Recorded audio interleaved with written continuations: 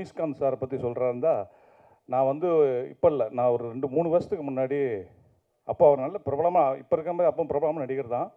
சாலிகிராமத்தில் நான் போயிட்டுருக்கேன், காரில் போயிட்டுருக்கேன். அப்போ அவர் ஒரு கேரி பேக்கோட, இதே கிட்டத்தட்ட இந்த டைம் இருக்கும், அவர் நடந்து போயிட்டு இருந்தார்.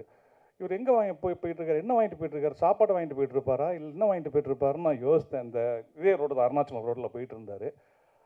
அவர் இந்த படத்துக்கு சரியான தேர்வு. ஒரு மிடில் கிளாஸுடைய ஃபேமிலி மேன் எப்படி இருப்பாருன்றதை கரெக்டாக அவர் படத்தில் வந்து அழகாக பெர்ஃபார்மன்ஸ் பண்ணியிருந்தார். பொதுவாக மிடில் கிளாஸ் ஃபேமிலின்றவங்க வந்து இந்த ஃபங்க்ஷன் டயத்தில் அந்த தோரண மாலை, அப்புறம் பூஜை பொருள்லாம் வாங்கிட்டு வீட்டுக்கு வருவாங்க. அது ஒரு சீனாக பண்ணியிருந்தீங்க கிஷோர், ரொம்ப நல்லா இருந்துச்சு அந்த சீன். எனக்கு அவர் வந்து கொடுப்பார் வீட்டில் ஒய்ஃப்ட்ட. ரொம்ப அருமையான ஒரு படமாக இருந்துச்சு. எப்போவுமே மிடில் கிளாஸில் இருக்கிறவங்க வந்து ஒரு கனவோடு இருப்பாங்க. நமக்கு ஏதாவது ஒன்று கிடச்சிராதா, நம்ம பிரச்சனையெல்லாம் அதில் சால்வ் ஆயிராதா, இதுக்கப்புறம் நம்ம வேறு மாதிரி வாழ்க்கை வாழ மாட்டோமான்னு ஒரு கனவும் ஒரு ஏக்கமும் இருந்துக்கிட்டே இருக்கும்.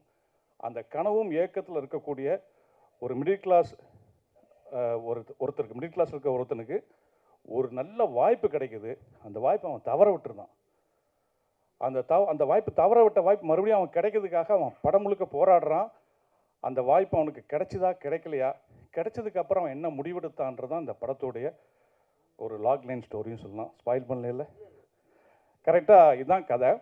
அது ரொம்ப அருமையாக நரேட் பண்ணியிருந்தார். நமக்கு படம் பார்க்குற நமக்கு அடுத்து என்ன வரும், அடுத்து என்ன வரும், என்ன முடிவெடுப்பாப்புல அப்படின்னு நமக்கு தோணிகிட்டே இருந்துச்சு.